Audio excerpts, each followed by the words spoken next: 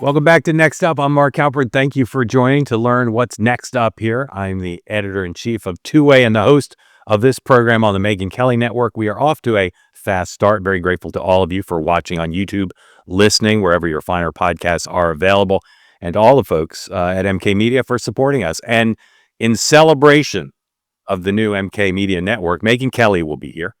We'll have a robust talk about the news, her big interview with the authors of that Biden book, and also I got some probing questions for Megyn about stuff like her favorite movie and where she'd like to visit she's never been. So looking forward to talking to Megyn. And then Arkansas Senator Tom Cotton will be here.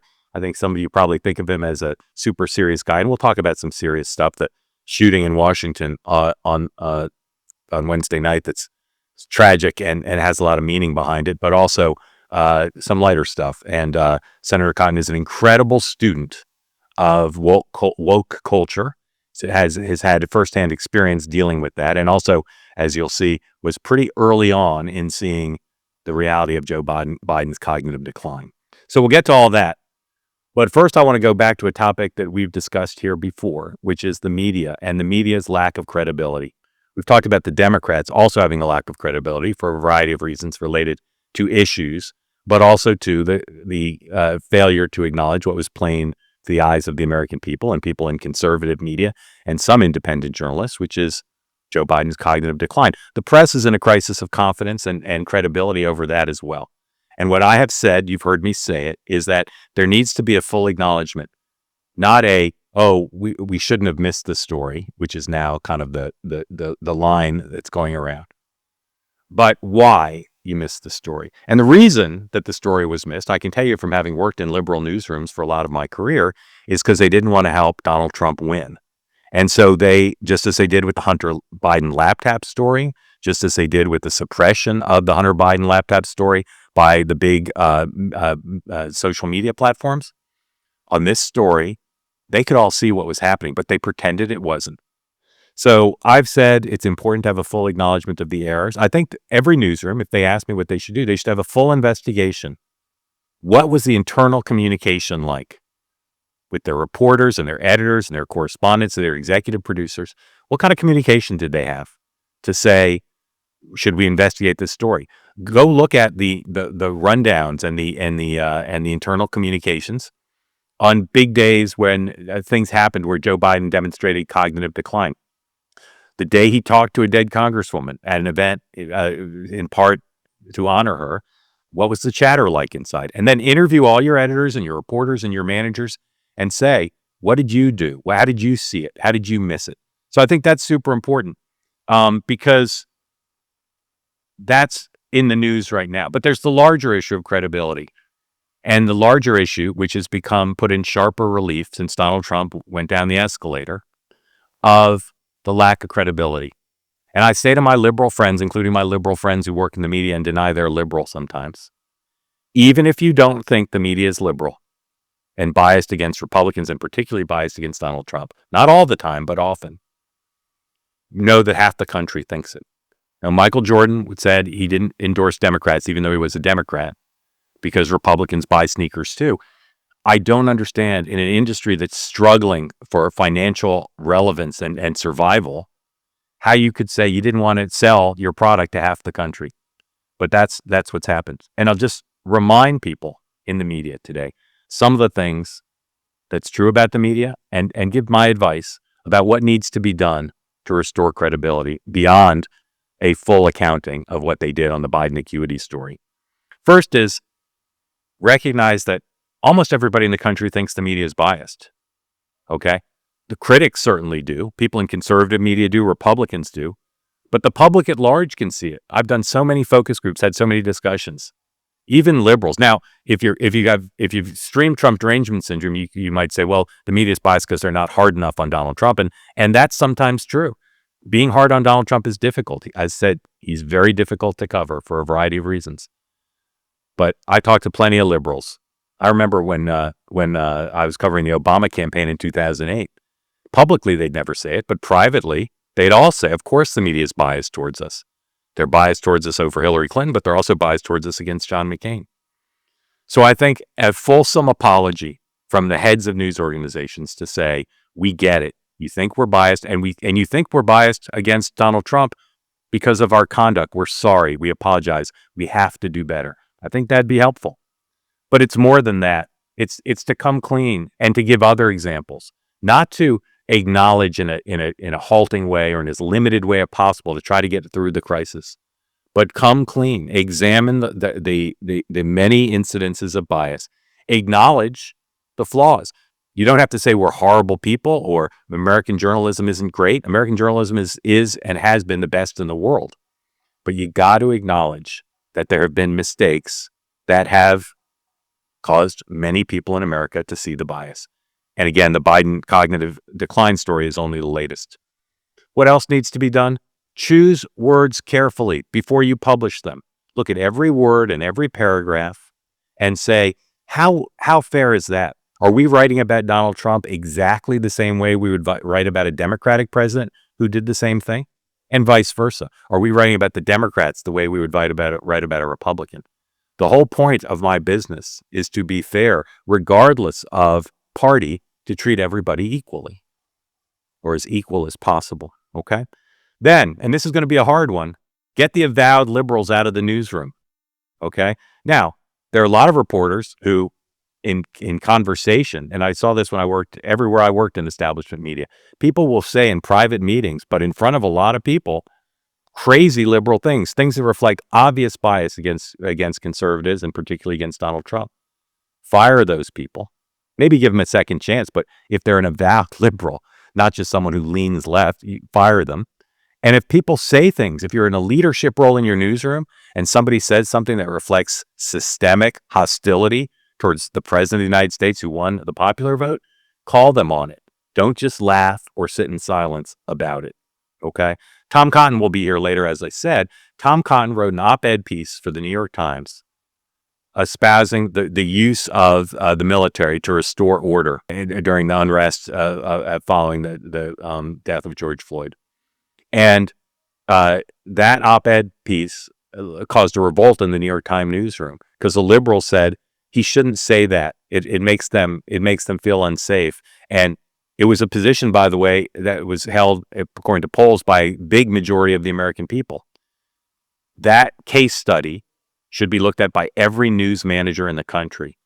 You cannot let the woke liberal reporters or anchors or correspondents or producers or graphic design artists in your newsroom dictate what you do. And that's what's happened. The leaders, I think, are less biased, although some of them are just as biased. But on balance, I think the leaders are less biased than the rank and file teams of, again, reporters, etc. You cannot let them run your newsroom. Everyone study what the New York Times did. They fired the head of the op-ed page, my friend James Bennett. They fired him because they were letting the liberals in the newsroom intimidate the managers. You cannot do that. You cannot do that. Then you've got to develop an economic model that will allow your organization to thrive by being fair. Right now, too many organizations, including ones who claim to not be biased, like Politico, like the New York Times, too much of their revenue is tied to catering to liberals. If that's what you want to be, if you want to be the Rachel Maddow show, then go all in on that. But if you're going to say to the public that you are reporting equally on Republicans and Democrats and that you're not biased against Donald Trump, you need to have a business model that will allow you to survive. So don't get addicted to the liberal audience unless that's your business model and you're proud doing that. If you don't want to be addicted to the liberal audience, you got to come up with something else. It's vital. After Donald Trump won, why was I one of the reporters who said in 2016 Trump could win? Because I traveled with Donald Trump to more than 30 states and I talked to voters all over the country. Why are you inclined to support Donald Trump? After that, the New York Times said, we need to do better. We need to get out in the country. We need to talk to more people. Another news organization said, let's open bureaus, other places. Let's be out in the country. To the extent that happened, it didn't take because the coverage of the Trump administration, of the 2020 campaign and the 2024 campaign was biased. And I've said this many times, that bias did not hurt Donald Trump. It helped him. It helped him because of the backlash. So go out in the country and talk to people. Donald Trump in 2016 and to this day talks about the families of people who were killed or attacked or harmed by people who are in this country illegally. I can't imagine a more compelling human interest story and an important story that is resonant for tens of millions of people, many of whom are Trump supporters, but some of whom are not. And I keep saying to people in the media, the dominant media, cover those stories. It's one example, but to me, it's an incredibly symbolically important one.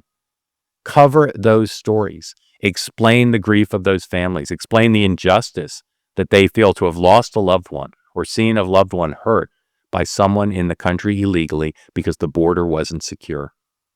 Cover the stories. Talk to people. Listen for different points of view. I have seen, since Donald Trump won the second time, and I'll give him credit, the New York Times has probably been the best year.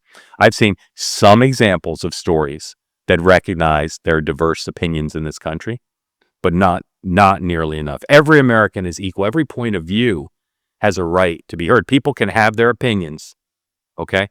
But journalism is about truth, and it's about fairness. It's not about having an agenda. There are lots of jobs you can have in this country, lots of jobs where you can choose to be amongst people who think just like you, talk to people who are just like you. You can push a specific agenda. There are lots of things you can do if that's your point of view. That's not what you're supposed to do if you're in a newsroom. So you shouldn't go into a newsroom as a manager, as a reporter, as anything else, and say, I'm in the news business and my job is to stop Donald Trump from being successful. Go do something else if that's what you want to do. Be fair, judicious, hardworking. Think through how to win back the trust. And that, as much as anything else, should be the guiding principle of people in newsrooms today. I'm so frustrated by what's happening now. And if you've heard me in the last week, you've heard it in my voice, because this new book about Biden acuity comes out, and all these people, including the authors, one of the authors of the book, Jake Tapper, says, well, we missed the story. We missed it. I'm sorry I missed it. It is not a credible example. Just as it's not credible for Democrats like the governor of Michigan to say, well, I'm out in Michigan. We're half a country away from Washington. Tom Cotton saw Joe Biden's acuity decline in 2020. As I said last episode, I saw it in 2017. The answer is not, I didn't have inside sources, or when I was with the president privately, he didn't display any acuity decline. That's not the answer. The answer is, I didn't report it because, and again, my suspicion for most reporters is, I didn't report it because I didn't want to help Trump win. And I didn't report it because Joe Biden's a nice guy. And I didn't report it because if I tried to report it, the Biden people said they'd cut off my access. Okay. I think those are the reasons. I think for different reporters and different news organizations, the mix of motivation is different. But all those reasons fall far short of what a journalist should be about, what a journalist should do. So I'm frustrated because, to me, if the press is ever going to win back credibility with the half the country who thinks they are simply out to get Republicans in general and Donald Trump specifically, this is the opportunity. You take the biggest media scandal in American history and you use it as an opportunity, not just to try to finesse your way through the inexplicable, but to come clean. And I've given some ideas here about how to come clean. This would be hard to do. When I talked about this list with people, they'll say, well, you can't expect them to do that. It's a heavy lift, but it must be done. I love my profession. I'm such a zealous defender of the prerogatives of the media to serve the public interest.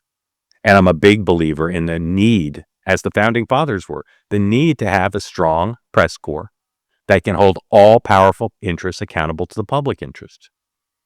It's so out of whack. And I continue to hear people who've risen to very senior positions in some of these news organizations say, well, press isn't that biased. There's other biases. There's establishment bias or controversy bias. There are other biases, and I'm against those too, and I urge newsrooms to try to deal with those. But the one they must deal with right now, is to have hostility to the sitting president. Cover him tough. Cover the fact that he's selling the office of the presidency. Cover the fact that he's doing things that seem to violate, in some cases do violate, civil liberties. Cover the fact that he's cutting programs that may hurt some people and the country's not having a full debate. There's lots to cover and needs to be covered. But the only way to cover it with credibility is to fundamentally redo the newsroom, have a full public accounting, and have accountability going forward. If you sit in a newsroom full of liberals who hate Donald Trump, guess what? It's going to affect the coverage. I'm not saying cover him soft. I'm saying cover him with credibility and toughness. But don't think you can cover him in a way that will give you access to half the country as your consumers if you just keep doing the same old thing the same way. All right, I'll keep monitoring it. Maybe someone will call me and ask me to come be a consultant to them to help them figure this out. I'm open for business. All right, next up, Megyn Kelly, and then a little bit later, Senator Tom Cotton of Arkansas is next up.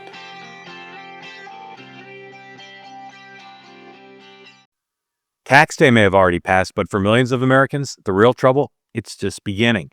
If you missed that April 15th deadline, or you still owe some back taxes, the IRS could be ramping up enforcement against you. Every day you wait, it only makes things worse. With over 5,000 new tax liens filed every day, and tools like property seizures, bank levies, and wage garnishments, the IRS is applying pressure on individuals across the country. Look, increased administrative scrutiny means collections are moving fast. But the good news, there's still time for Tax Network USA to give you a hand. If you're self-employed or you're a business owner, even if your books are a total mess, they've got it covered. Tax Network USA specializes in cleaning up financial chaos to get you back on track.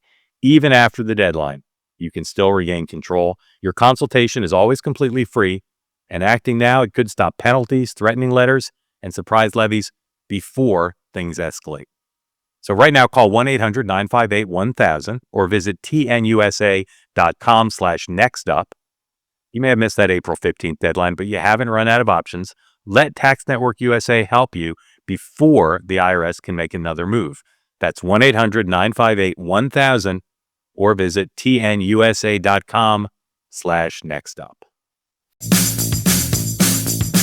All right, next up with us is the woman I call the fairy godmother of MK Media. And when I say fairy godmother, I mean godmother like Marlon Brando, Godfather. Tough but fair. Megyn Kelly, welcome to Next Up. The pleasure's all mine. Thanks for having me. I'm going to take the opportunity to, in public, do what I've done in private, which is thank you for bringing me on to be part of this. Why does the world now have the MK Media Network? Oh, I mean, the honor is mine, Mark. I'm thrilled to be in partnership with you. You know, it was one of those things where the show was doing very well and we were thrilled with that, but I had so many stars coming on regularly who I absolutely loved hearing from, and I thought it'd be great to help them get out there more. And we've kind of figured out how to market the show, how to get clips out, how to make sure like the show gets the attention that it deserves, and then the audience will decide whether they like the content. That we started discussing internally, how can we help our favorites do this same thing? And that's where you came in. All right. Well, again, very grateful to you. And to the extent we're off to a fast start, I would attribute it at a very high percentage to you and your colleagues who have showed us how to do it. So thank you. Halperin's rule of interviewing, I try to ask the people questions they've never been asked before, at least not in public. So Okay, that's a tough one. let's see how I do. I know it's going to be tough, but I think I might be able to do it. First of all, I find that the people who are the most successful on camera are great broadcasters, as you are, but also great television producers. Tell me what you know about how to be a great television producer. What are the hallmarks of being a great TV producer? Well, I mean, I there's so many, but I will say number one, I do think, and this is kind of a compliment to both myself and you, I think I'm a very good spotter of talent. I think I have, I don't know if it's all those years I spent with Roger under his wing or what, but I definitely have an eye for who will work and resonate with an audience and who will not. And I've almost never been wrong on that. So that's good. That's good news for you too. I think, you know, one of my main things is I talk about my show as follows. It's like cool water over a hot brain. I want the audience to never have to work for it. I want it to be seamless. It comes into their brain effortlessly. They walk away understanding it without ever having had to try to hit the 15-second rewind, to stop and say to the husband or wife, what was that? To define any small term that may even arguably be confusing. And the audience, if they know it, will forgive you that, 5-second explanation. And if they don't, they'll be forever grateful to you for not assuming they did. I've got pet peeves that are weird. Like I don't really like running sound bites more longer than 60 seconds. I hate when people put graphics on the screen that don't match what the anchor is saying. It is the most annoying thing in broadcasting. Like, don't pop up some tweet somebody said or posted while the anchor's speaking. The brain doesn't know what to do. Do I listen to this anchor? Do I read with my eyes what this post is? Little things like that that have just, come to me over the years that I think help give the audience a pleasant experience while they're watching the show, whether they know it or not. And then conversely, people who don't do these things are giving the audience an unpleasant experience. And the audience doesn't really actively know why. They just know, I don't enjoy it, and they don't come back. Spoken like a great TV producer. All right. Believe it or not, we're only 48 hours past your interview with Jake Tapper and Alex Thompson and the release of their book. One of the things I tell anchors who I work with or young people who want to be in TV, a list of questions is not a strategy. If you're doing an interview, you need a strategy. What was your strategy when you were interviewing Jake Tapper and Alex Thompson? Well, I did go back and forth on how should I start it. Should I start it by getting into the facts of the book, or should I start it by really pushing him on whether he's the right messenger? And in the end, it just didn't feel like I knew I had to get to pushing him on whether he's the right messenger. That could not be sacrificed. We only had we had 1 hour plus 14 minutes with him, 1 hour with some breaks plus 14 minutes. And so that was the priority, get to that. And then whatever time we had left, I would do the substance of the book in. And so that made sense to me. And then there was a question of how hard should I push him? Because we are friends. We're not like tight friends, but we're friends. We've been friendly, I guess is a better way of saying it, for some 15 years now. I've never done anything social with Jake, but we like each other. So it was kind of awkward, I think he knew, because in the booking process, he and I had been in touch, that I was going to push him. And he told me before the interview he wanted that because he wanted to answer the tough questions for all of his skeptics. So I felt like we were on a good ground for me to go for it. Maybe it was like an 8.5 when he thought it might be a 6.5. I'm not sure. I think we're fine, but you know how it is. It's like you have to go with the flow when the person comes on and see if they're pushing back, if they're giving it up. If he had rolled over more right at the top, it wouldn't have been as contentious as it got. Right. We were going to play a 2-minute soundbite from the interview, but I'm told anything longer than a minute's a bad idea, so we won't. I mean, to be honest, I do make exceptions. It depends. Yeah. All right. Maybe we'll roll in some here, 2 minutes or so. Megyn, well, that's Megyn, what happened. if we're going to do this, let's just stick to the facts here, okay? When there is a damaging Jake, report, that's what I've been doing all along. I'm talking about what you just said. Didn't miss the biggest story of the century when it comes to presidential politics, and one of us did. If you hadn't done the interview and Jake, as your friend, called you afterwards and said, "Hey, how'd I do with that interviewer?" How would you say Jake did in his interview with you? Well, I'll be totally honest. I thought he could have done better. Jake, when he's more relaxed, is much more conversational. And I thought in our interview, he sounded almost affected a bit, like almost like he was trying to be professorial and maintain his cool. And he kept repeating that thing. I look back on my coverage with humility, which sounded PR tested and not really authentic. There's a reason it sounded PR tested. Yeah, I know. And I just think like that's the problem. It's not just Jake's problem. It's a problem with a lot of people who are stuck in the cable news universe, which is they're not their authentic selves when they're on camera. Jake is actually a pretty relaxed guy in your personal interactions with him. I do like him. It's just on camera, not everybody can do it. And when they're feeling on their heels, not everybody can do it. He would have been much better served by just completely owning I'm embarrassed right up top and putting it in his own words so he could really fill it out and convince people of it. How convincing do you find his argument that he acknowledges he missed the story, but that there was no way for him to actually get the story? I don't believe it. I don't believe that. I think he did have the sources, and I just think everyone went along because they liked the lie. They were perfectly happy with the lie. Jake is articulating it perfectly now about how Trump was viewed as an existential threat, and when that's how you see your opponent, any means are justified. Except he's still not admitting he was part of that, and that he talked about how he didn't see what Laura Trump saw, what I saw, what you saw. And one question I wish I had asked him was, why not? Have you spent any time trying to figure out why you didn't see it? Because I would submit he's not a Trump fan. and it colored his judgment, and it's probably still coloring his judgment right now. Yeah, I mean, again, you and I single out Jake because he wrote the book, but what we're saying about him is true of thousands of people, literally, that you and I know in newsrooms across the country.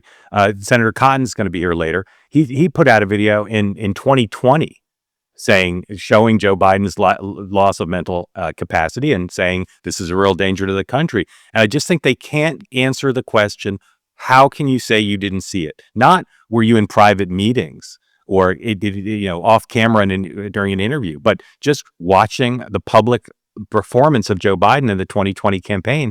I just don't see how they can say they missed it or they didn't see it or they didn't have the sources. It was right there. Well, this is one of the things I like about you, Mark, is you are able to report on both sides objectively, no matter what your personal preference is. And I feel like I can do that too. Obviously, I'm a Trump supporter. I endorsed the man and spoke at his rally, but I can still hit him. I can see when he does things that are controversial. He didn't speak to me for 8 months in 2023 because I did raise some comments about Trump. He kept calling Biden Obama and was making references to World War III. And I pointed out he didn't like that. That's, if you're doing your job right, they are going to dislike you, these politicians, even if you happen to support them politically. But more reporters need to be able to separate their personal preferences from their reporting responsibility. Yep. All right. This next topic could take 2 hours, but we don't have it. So I'll ask it briefly and you can, weigh in a little bit. But I know you have I'm pretty sure you have a lot of thoughts on this. You mentioned before authenticity and how we look at our friends who are not unshackled as we are. They're not an independent media and they're not their authentic selves on camera or in their writing. Why not? Why can't they be unshackled on cable news or on broadcast television news? What is it that keeps them from doing what you and I are able to do now so freely? Well, I think there's many answers to that. One is most of these people are Ivy League, elite institution educated folks who they've had a lifetime of good approval and coloring within the lines and making it in the proper spaces. And so that cultivates a certain, unwillingness to show vulnerability. They're only used to getting perfect A's and patted on the head. Playing by the rules. Yeah, it takes a fair amount of courage, frankly, to get rid of that veneer.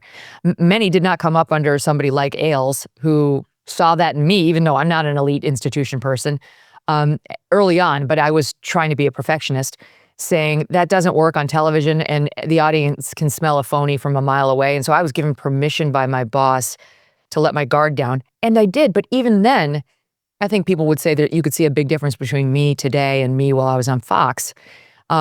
There's some constraints in the cable news universe on just how much of yourself you can and should show. The whole system's set up to be supportive of the platform, not exactly the anchor. And the discussions are so clipped and surface level in cable. You don't have 2 hours to sit there and just meander and think aloud and have a funny moment and drop a swear if it's authentic to you. It's like the whole system's set up to keep you in a box. Yep. And so many of them, and you see this everywhere, they're just reading the prompter and they're waiting for the break and then they're waiting for the next break and then they're waiting for the show to end so they can leave. There's no sense of, I'm so excited to be here with my audience. I'm so excited to talk to you. And that's true of younger anchors and reporters, but it's true of some of the very experienced people. They don't seem to be actually in the moment enjoying what they're doing. And so it seems inauthentic. It's true. And not just that, but Britt Hume used to say to me, there are a lot of news actresses in this business. You're not one of them. Right. But it's true for men too. They're news actors too. These are people who are failed Hollywood wannabes who settled for TV so they could see their mugs on television and feel important. And they're not excited to be there. They just want to be a star. So for them, it's about a performance as opposed to, oh my gosh, I'm excited about the news. I can't wait to talk to you about the news, which I think is closer to how you feel about it. And me too. Either I'm excited about it or I need the show as my therapy. It's a catharsis to set the record straight on what's out there. Right. So you mentioned Britt. I had the honor of sitting next to Britt in the ABC News White House booth for the first year or so of the Clinton administration. And Britt is one of I'd say the top 5 people I learned from about broadcast television, how to be a broadcaster, but also how to navigate the complexities of working with 200 people to get a story on the air. I'll tell you my favorite Britt story. Britt used to work for the investigative columnist Jack Anderson, and he said Jack Anderson told him that when you called someone's phone, called someone on the phone to try to get an interview with them, and back then you had to call someone's landline, and an assistant would answer, and the assistant would say, "May I tell Mr. So and So what it's in reference to?" Britt said Jack Anderson told him to say malfeasance, and he said they always called back. I learned a lot from Britt, including humor. And that's what I want to ask you about next, because I study successful broadcasters and I think about what are the elements of their brand? What is it that people find appealing? And I listen to what people say they find appealing about you. You're interesting, you're honest, you're authentic. You have a great nose for news. You know where the interesting stuff is, but you're hilarious. Okay. Your show is so funny. You are so funny. And so first I'm wondering, what your comedy inspirations are, either people in news or they're comedians you like whose style you maybe emulate or think about and animate you. That's very nice of you to say. Thank you. I would say no. I love comedy and I love comedians, but there's nobody I style myself after. I would just say I come from a long line of funny people. They come by it naturally, and maybe some small percentage of that has rubbed off on me. My Nana was hilarious. My mom is very funny. My brother's hysterical. And it was just, it's like one of those Irish Catholic things where you sit around the kitchen table and you just mock each other mercilessly for your whole lives. So it comes naturally. And the news is just so ripe for humor. If you can keep that arm's distance between yourself and it, then, it's one of those many days laugh or cry things. But I don't think I would enjoy the news anywhere as much as I do if I couldn't laugh at the absurdity of it. And I think that's one of the things that's helped me over the years. I remember one time the New York Times was doing a profile on my show when I was at Fox in primetime. And I gave her a quote at the end of the show saying something like, we talked about ISIS and men in cages. I mean, it was the worst of the ISIS times. And we had a lot of laughs. And somehow, we were able to do that in our 42 minutes of content on the air here and there. And now here I try to do the same. You got to keep laughing. All right. If you think about not current day comedians, but like Lucille Ball, Joan Rivers, Ernie Kovacs, who's like a classic comedian whose style and I love like. Joan Rivers. I absolutely adore Joan Rivers. I know there's so many. I mean, Andrew Schultz right now is so funny. He's so raunchy, but hilarious. I absolutely love him. Tim Dillon's hysterical. I love Sebastian Maniscalco. Jim Brewer, he's so good. I like a little raunchy, a little off color for sure. There have been a lot. I love the Comedy Cellar. I go there. Noam's a great guy. So more of that, the better. And just grew up watching those shows, like MASH. We watched that all the time. The Jeffersons, all these classic comedies that were on in our house growing up. Growing up and when you started in news, do you consider yourself to be a funny person? I wouldn't go that far. I would say I have a very healthy sense of humor, but I don't really think I'm actively funny. I mean, I'm good for a laugh here or there. I'm going to build a clip reel of your funniest moments from the last 2 weeks, and I think I'll be able to make the compelling case that you are a very funny person. All right, when you think about just broadcasting skills, who have you learned from? Who is either by example or instruction, who has taught you how to be a great broadcaster? Well, I would definitely say Britt's been a huge influence. Same as you point out, he taught me the nuts and bolts of being a good reporter and being relentlessly factual and upgrading your information, keeping it tight, all of that. And just never stop questioning the lines in your report. Can they be better? Can they be tighter? Can they be more right than they are right now? And his wife, Kim, too, is a mentor. Britt's one of the best TV script writers in the history of the medium. Yeah, and merciless in a great way. That's what I hope my team would say about me. I'm merciless in a great way too, I think, because I don't let up on them. We're working on this AM update show, which we do every day. And my poor producer, I love her. She's great, but I'm just relentless on her. Like, no, we can upgrade. We can do better. But it's toward service of the audience. That's how Britt was. In terms of role models, there's nobody better in my view. Like there's the person I admired most. He's no longer with us, but by far was Mike Wallace. I just thought that's it right there. That's how it should be done, with charisma and fortitude and the willingness to challenge anybody, but in a way where you could get away with it. Like you didn't have to emerge with the jugular, but you kind of did. But still, there was a gentlemanly dynamic between Wallace and most of his guests, which I admired. It's very, very tricky. So I really loved him. Did you spend time with him, or that's just studying No. him on camera? Just studying him. I know his son, Chris Wallace, Yeah, fairly of well, or course. did when I was at Fox. But loved him. When I was very young, I loved Oprah, and the young Oprah was great. She was a great, great, great interviewer. That was before she got completely drunk on her own wine, became hard partisan, and then now in today's day and age has totally overestimated her current day relevance. So my love affair with the old Oprah is over, but it doesn't diminish her early work and how talented she was.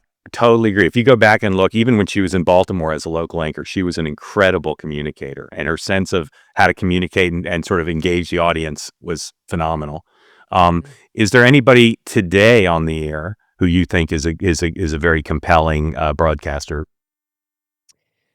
Well, I like Jesse Waters on Fox a lot. Like that's the one show that's on TV news, like cable news right now, that I would watch. I can't think of What do you anyone think? else. What would you list as Jesse's brand besides humor is obviously a big part of it. And he too knows what the news target is. He's good at finding himself right over the proper target, and approaches it with cleverness and factual, backup. And he's pretty fearless, which is important in today's day and age.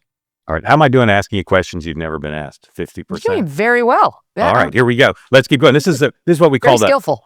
This is what we call the rapid round human interest section. Who is living you've never met who you'd like to meet, and why? Living, never met. I mean, I'm sorry, but it's Meghan Markle. She and I need to sit down across from one another, and we will break the internet. Can I come to that? Yes, like I'll be your graphics PA, or I'll help with hair and makeup. I would like to be there for that. Literally everybody would watch that. Have you come close to meeting her? Well, I should have gone. I was in the Time 100 this year, and she was too, which is also ridiculous. And they invited me to go to this like summit the day before where they interview you about how important you are. And I said no. And naturally she said yes. So we could have crossed paths if I had just been more self-aggrandizing. Do you have your booking request in? I got to be honest, I haven't actually submitted that because the futility of it seems obvious. So you're saying the person you'd most like to meet, you haven't even asked to meet, even though you could. No.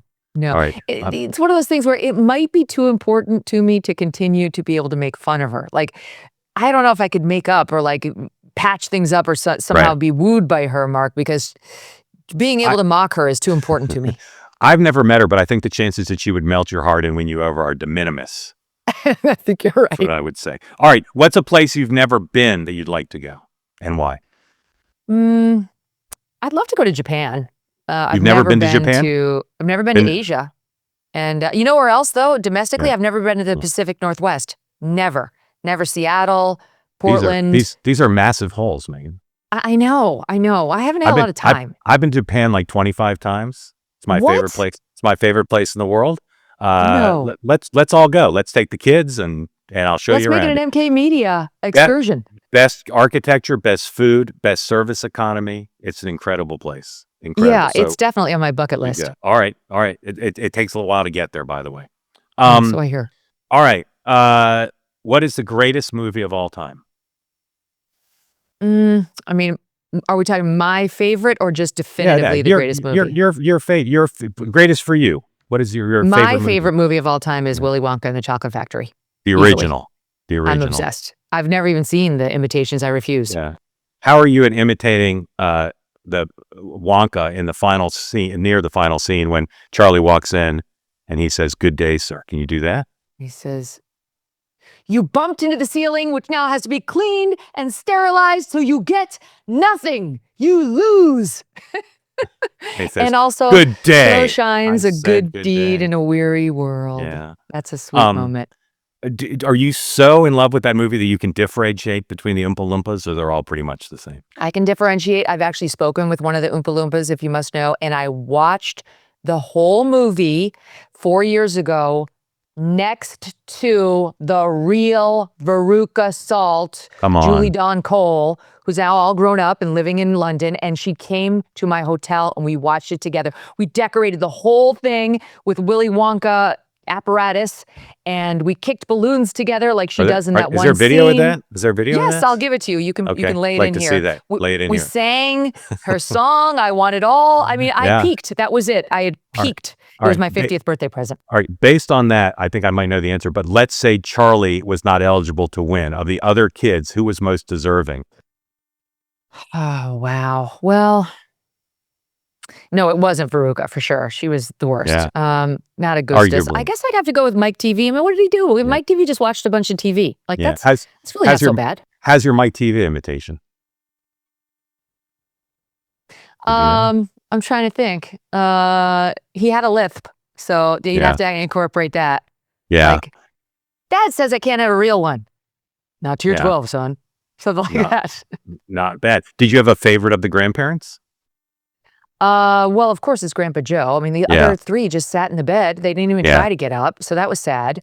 But I do love the parents who are brought along on the tour inside the Wonka factory. Mm-hmm. You know, there's little lines that I just constantly throw out, like Rachmaninoff, you know, like, you boil him up, I know it. There's so many great ones from that I could recite the whole thing from memory when I watch it. You know, like I know every line, and the bargain that my family makes with me is, don't do that. Stop doing that. It's annoying. Now, I believe I remember correctly, you do not fancy yourself a singer. Am I right about that? No. I think I have a decent speaking voice and I have an absolutely terrible singing voice. All right. The last thing I'll say about Wonka is when the elevator breaks through the roof, I chills every time it happens. Every time I watch it, just chills. Well, Mark, and you know what else is so great? I mean, it's just, there's so much to love about the movie. I mean, I think one of the reasons I love it so much is because I watched it when I was a kid, and I watched it a lot after my dad died when I was 15, and it kind of reminds me of a time where, I don't know, I was just feeling connected with my family. Yeah. And it's about the, terrible people getting their comeuppance and good people getting rewarded for their goodness. So there's a basic morality to it as well. But the last line of the movie is Wonka saying to Charlie Bucket, don't forget what happens to the boy who suddenly got everything he always wanted. Yeah. He lived happily ever after. Yeah. And I think about that all the time. Like if you just persevere, right? If you are a good person, if you don't chase false gods, if you just live by your own moral code to the best of your ability, I believe that last line. I believe it's possible. It's the Wonka life lesson. All right, two more Wonka things. First, I am so loyal to the original in general, and I have no use for the, what's that guy's name? Johnny Depp. No use to Johnny Depp, but I will tell you, Chalamet is pretty good. If you don't consider it like a blight on the original, Chalamet's pretty good. Last thing, I love to play the equivalent of the Newlywed Game between anchors and their producers. I love to see when they. So here's my question. Yeah, we're doing that. Just one question. Will Steve Krakauer say after this, I can't believe Mark wasted 10 minutes talking about Wonka? Or will he say, this thing is awesome, it's going to go viral? Which do you think Steve will say? The latter. He'll love it. He'll love it? Okay. Yes. Steve, are you on? Steve, are you there? Chime in. I can't wait to find out. All right, last two, because we're up against the clock, as happens even on the internet. What was the biggest break of your career? And I don't want you to say when Fox hired you, because that's too easy. Besides that. No, it wasn't. That wasn't the biggest break anyway. It was when I had made a resume tape, but no one knew who I was. I had no connections in news. I was just a frustrated lawyer. I didn't know what to do. And I had one of those moments where I was like, I'm never going to get into news. I'm 32, which I thought was old. And I'm like, I know nobody. And then one day, Mark, I stayed home, and I almost never, ever call in sick to work during my law career or as a TV broadcaster. I really genuinely have to be throwing up all day for me not to go to work. And I was. And I had on Lifetime television, Mark Halperin. Yes, it's true. I was living in Baltimore, Maryland, and I watched the Jessica Savage story on Lifetime TV. And it was that story of this amazing broadcaster who came up in the time of Connie Chung, who made it in a man's world when it was impossible to do so. And she did it. And I thought, you know what? If she could do it then, why can't I do it now? And I started cold calling news directors. And it was Bill Lord, who is the news director at WJLA, the ABC Sure. affiliate in Washington, which Yep. also happened to have a lesser known cable channel. News And I Channel thought 8. maybe I could, I thought maybe I could get hired at News Channel 8, not even realizing that there was a chance he could put me on ABC. And that guy, I convinced him to let me drop off my resume in person, which was huge because I knew, given my 9 years of law practice, I could talk my way into the job. And I did. That was the biggest break. What's the biggest break you've had since you left NBC? I mean, I guess, look, if they didn't have the madness of the George Floyd mania in 2020, I might still be sitting on the couch. It was the insanity that the country came under that got me up and off my couch and willing to broadcast in my children's playroom with no video camera and 2 listeners. So in a way, that was a break for me, that the news cycle came in and just touched on all these things that are really important to me, like fairness and justice and due process and facts about cops that were being misrepresented left and right, that I got off that couch and started what turned out to be a good show. Finally, I know you've never been asked this one. What's your best advice for me in succeeding in this world? Well, you're an excellent interviewer. I think you just proved that. But I think your thoughts on the news and politics are what people are going to tune in for. So if I were you, I'd open, and I know you've been doing a lot of this, but I would open every show with at least 20 minutes of what Mark Halperin thinks about the news stories, because everybody will listen to that. All right. Megyn, couldn't be more grateful to you for spending this time for your Wonka reminiscence, but also, again, for giving me the opportunity to be part of your growing network. I'm grateful to you.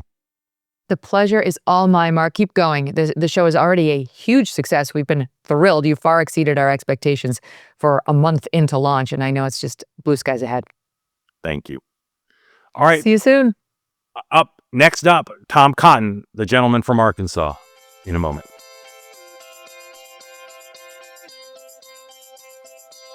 So now, everybody, let me tell you a story about a guy named Leo Grillo.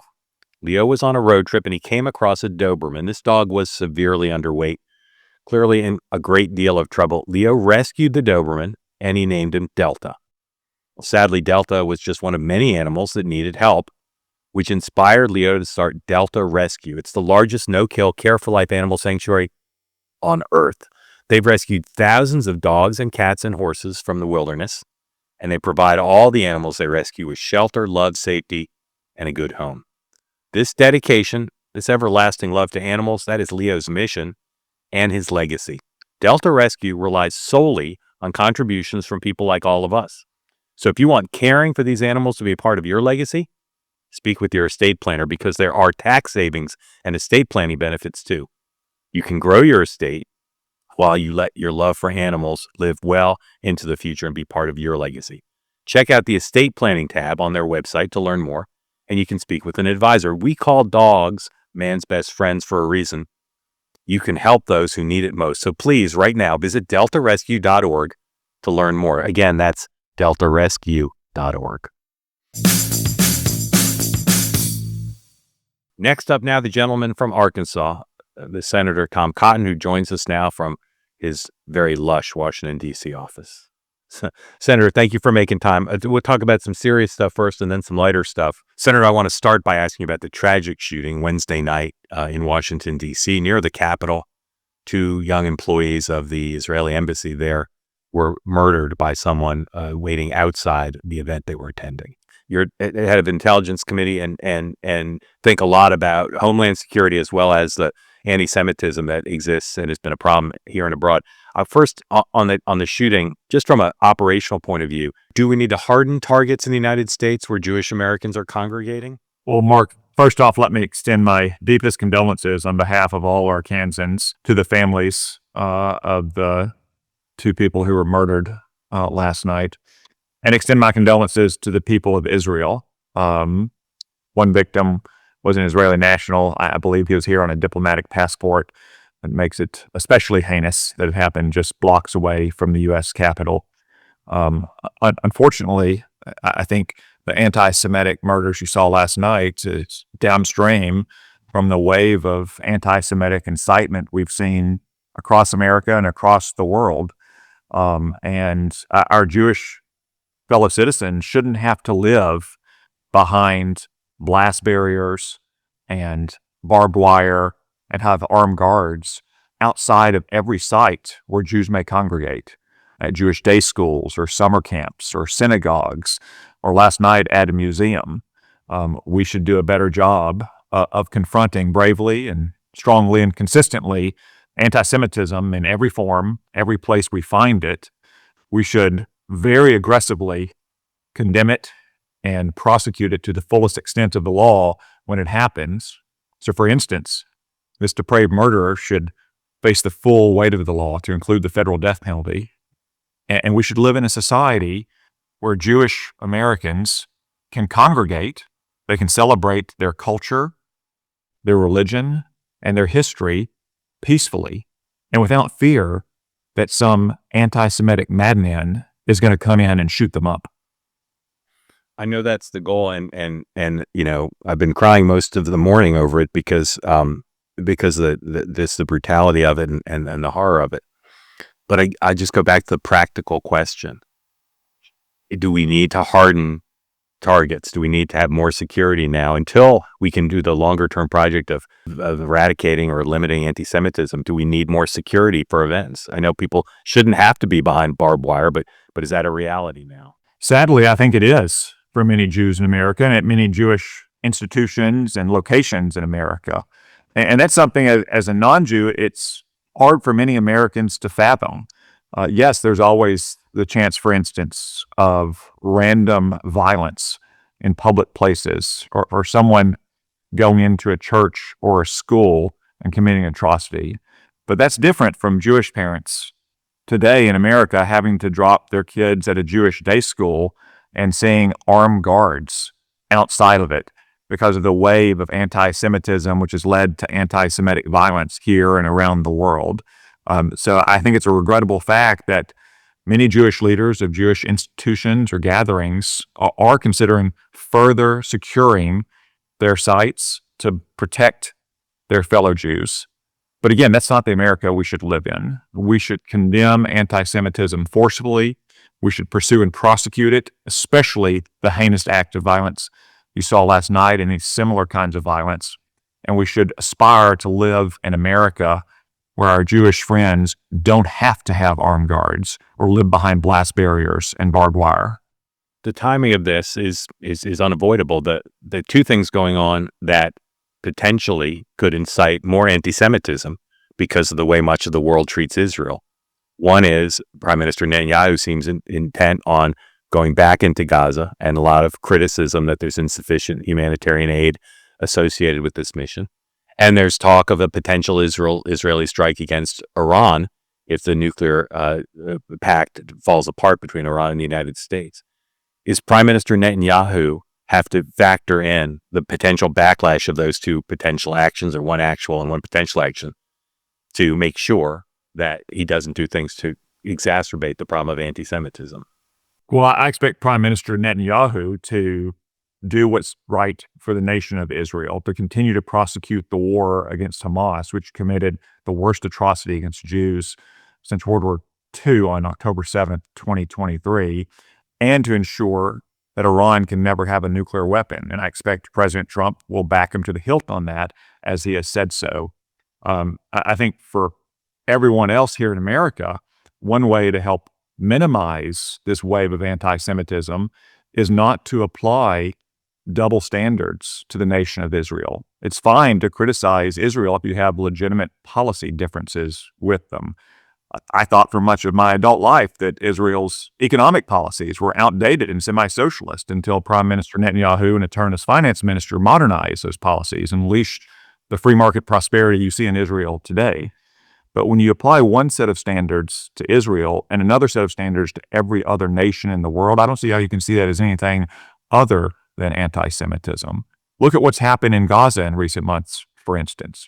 Israel has tried to supply food and aid to innocent, suffering Gazans who are suffering not because of Israel's war against Hamas, but because of Hamas's brutality. And what has happened? The same thing that's happened for the last 19 months, as I predicted. When you send aid into Gaza, you're sending it to Hamas and Hamas's fighters. Yet many voices in the West continue to pressure Israel to directly aid and comfort its enemy in a war of survival. We didn't provide aid and care packages to the Japanese and the Germans in World War II. After the war is over, yes, we helped rebuild them, but we did not do it in the middle of a shooting war for our own survival. We shouldn't apply those kind of standards to Israel either. Always mindful of you're limited in what you can say as someone with access to intelligence information. What's a mission that could be successful if Israel decided they wanted to strike at Iran's nuclear capability? Well, Prime Minister Netanyahu said for as long as he's been in public life, as Donald Trump has said for as long as he's been in public life, that we cannot allow Iran to have uranium enrichment capabilities. That was the central flaw of the Obama nuclear deal. It allowed Iran to keep a vast nuclear infrastructure. And why can't they have enrichment capabilities? It's because if you have any enrichment capabilities, any centrifuges, even if you claim you're only enriching to a low level for a supposed civilian nuclear power program, you inherently have the ability to enrich uranium to weapons grade and to turn it into a nuclear weapon, which is a danger not just to Israel and not just to our friends in the Arab Gulf world, but it's a danger to the United States here today, because Iran is working on a missile program as well that could have nuclear missiles reaching the United States in as few as a few years. That's why President Trump has said Israel can't have nuclear uranium enrichment capabilities. And everyone in the administration has echoed that clear red line. J.D. Vance, Marco Rubio, Pete Hegseth, Steve Witkoff. That's been the position of Benjamin Netanyahu as well. Now, President Trump has said he'd rather have a deal and have to do it the other way, as he puts it. Or, as he says, Iran can live happily without death, or there can be bombing. And I expect we're coming to a head in the next few weeks of whether Iran is serious about surrendering its nuclear infrastructure. Although you're not suffering cognitive decline, you said Israel when you meant Iran, so I just want to clarify. Thank you. You also didn't answer my question, I say respectfully.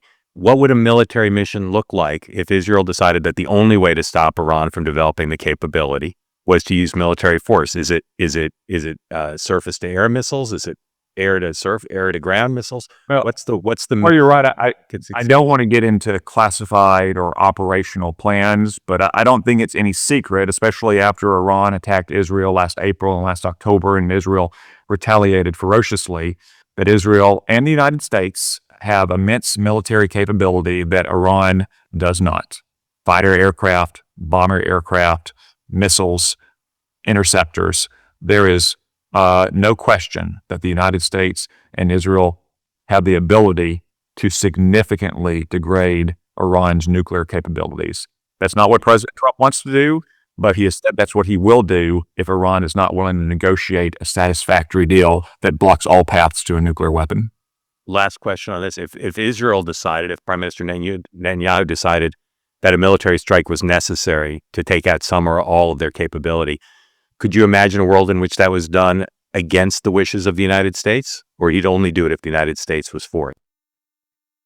Well, I don't want to speculate about the various scenarios, but I know that we haven't had a president more pro-Israel than Donald Trump in my lifetime, probably in the modern history of Israel. And President Trump has made clear from the beginning that he will always back Israel and that we share the goal of Iran totally dismantling its nuclear infrastructure with zero enrichment capability, as President Trump has said repeatedly, not just in recent weeks, but for 10 years. If the following circumstances exist, and I think it's right now seems to be the base case, that Russia refuses to make a serious negotiation, a settlement of the end of the conflict with Ukraine, that Russia continues to have, if not the upper hand, they're not on their back foot in the conflict on the ground.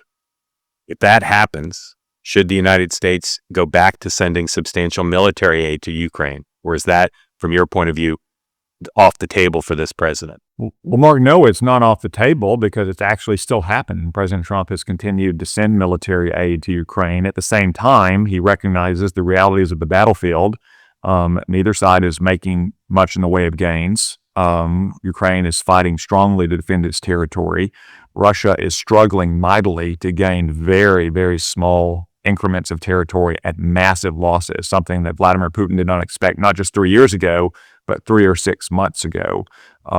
Unfortunately, I think President Trump has realized that Vladimir Putin has been tapping him along for the last few months. That's why he wanted to have the conversation with him earlier this week. That's why he called for ceasefire negotiations to begin immediately between Russia and Ukraine. The Congress will adjourn this week for a week for time back in our home states for Memorial Day. I would say if there's not progress between now and the time when Congress reconvenes at the beginning of the following week, then we need to consider additional sanctions on Russia as well to prove that we're serious about helping President Trump get Russia to the negotiating table to end the bloodshed in Ukraine, to get to a durable and stable peace. There's legislation that I've introduced with over 80 other senators in the Senate right now. If Vladimir Putin doesn't respect Donald Trump's call for negotiations, then maybe that legislation is a way to get his attention. You're an expert on foreign policy as a professional, and you're a pretty good amateur student of the media. I want to ask you a couple questions. My colleagues say that they couldn't see that Joe Biden had cognitive decline until after the election when they were able to do some reporting. I want to show you a video that you put out, show everybody a video you put out in 2020. China's lies spread the China virus across the world, putting the health and jobs of the American people at risk. We need strong, decisive leadership to get through this crisis. Joe Biden fails the test. Biden doesn't know what day it is. He doesn't even know what office he's running for. Tomorrow's Superstar Tuesday. My name's Joe Biden. I'm a Democratic candidate for the United States Senate. Play the radio. Make sure make sure you have the record player on at night. Make sure you have the record player on at night. So clueless, Biden called the China travel ban xenophobic, and he wants to exploit this crisis to pass the Green New Deal, putting more American jobs at risk. We're going to have an opportunity, I believe, in the next round here to use my green economy, my Green Deal. Joe Biden, weak on China, too confused to lead. The Republican Majority Fund is responsible for the content of this advertising. So, Senator, what magical powers do you have that allowed you 5 years ago, without interviewing 200 Democratic insiders, to somehow divine that Joe Biden had cognitive decline? I wish I had magical powers, Mark. I have 2 eyes and a little bit of Arkansas common sense to see what most Arkansans could see 5-6 years ago, that Joe Biden was not up to the task of being president. I know there's a lot of re-examination in recent days because of the publication of a book called Original Sin. I think that title refers to Joe Biden's decision to run for re-election in 2024. The original sin was really Joe Biden's decision in 2019 to run for the White House in his obviously declined state, and for the Democratic Party and most of the media to spend 2019 and every year until last summer after the presidential debate with Donald Trump covering it up and calling anybody who questioned Joe Biden's mental fitness for office a conspiracy theorist. It was clear to anyone in 2019 and 2020 that Joe Biden had declined severely over the previous 4 years since he had left the vice presidency, and he was not suited to be president. Now, I do want to make the point, though, in this round of recriminations and finger pointings between Democrats and most of the media, with some exceptions like yourself excluded, that in the end, Joe Biden was losing the presidential race last year, and he would have lost, and Kamala Harris did lose, not because Joe Biden is old and confused, but because he was a failed president. We had runaway sky-high inflation. We had an invasion at our southern border. We had been humiliated around the world, for instance, in Afghanistan. It didn't help that he was old and declining, but he would have lost the election. Kamala Harris did lose the election because of 4 years of failures from the White House. You and I both talked to people from Silicon Valley, in universities, the donor community. There's no doubt that since the op-ed you wrote for the New York Times had caused such upheaval, since then, that things have changed. Woke culture does not have the same power it did. I think if you wrote that op-ed for the New York Times today, I don't think people would be fired. I don't think the management would listen to the complaints from the liberal employees. So things have definitely changed. But I'm wondering how much you think they've changed. Is this like Russia under Gorbachev, where there's some change, but really it's more cosmetic in some ways? Or do you think now the power of the far left that got my friend James Bennett fired from the New York Times because you wrote an op-ed piece that was with a point of view shared by 70% of the public, would that still happen today in your view? Or is the change pretty fundamental? I wouldn't say it's necessarily fundamental, Mark. I think part of the reason it's changed is that Donald Trump is back in the White House and Republicans are back in control of the Congress. You did have in the summer of 2020, with the COVID shutdowns and the BLM riots, a radical, almost revolutionary spirit on the left of Jacobinism, thinking they were going to recreate from whole cloth the society made along their utopian, I would say dystopian lines. They obviously tried to do that in 2021 and 22 when they had all the levers of power in Washington. But the American people never wanted that. They have gradually repudiated it, first in 2022 and then in 2024. I think you have a lot of leaders who are outside of politics, in business, on Wall Street, in the media, who have recognize that that's just a small but very vocal segment of the far left who oftentimes do operate from the commanding heights of the media and culture. So they have outsized opinion, don't speak for many normal Americans. So I do think for normal Americans, they never bought into that program in 2020, and they certainly don't now in 2025. But I don't think you can discount there's still a radical core on the left that has that Jacobin zeal of what you saw in the summer of 2020. And if they got their hands on power again, they would try to pursue it. Last question, or last topic. I tell people all the time how funny you are. We were just talking to a member of your team before you came on, and he agreed with me. You're a funny guy. What can we do to convince America that Tom Cotton's funny?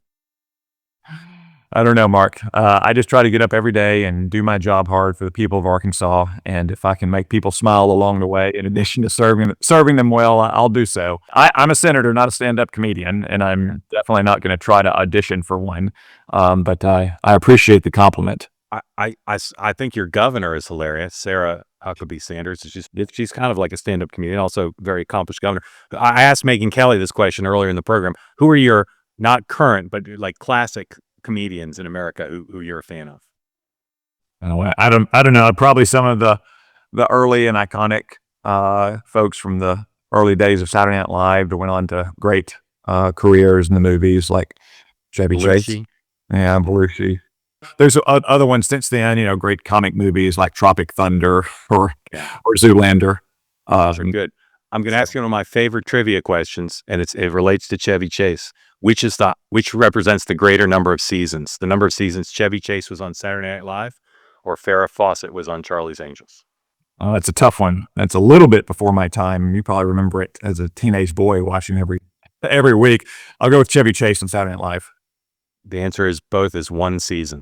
Oh, wow. If we're on for one season. It shocks me every time I say it. But it is before your time, so we can't subtract points. Senator, grateful to you for making time and appreciate both your wisdom about foreign and domestic policy and your still secret sense of humor. Thank you, Mark. It's good to be on. Thank you. Appreciate it. Great to have you here. Don't forget, like, subscribe, watch, view, listen. Help spread the word about Next Up.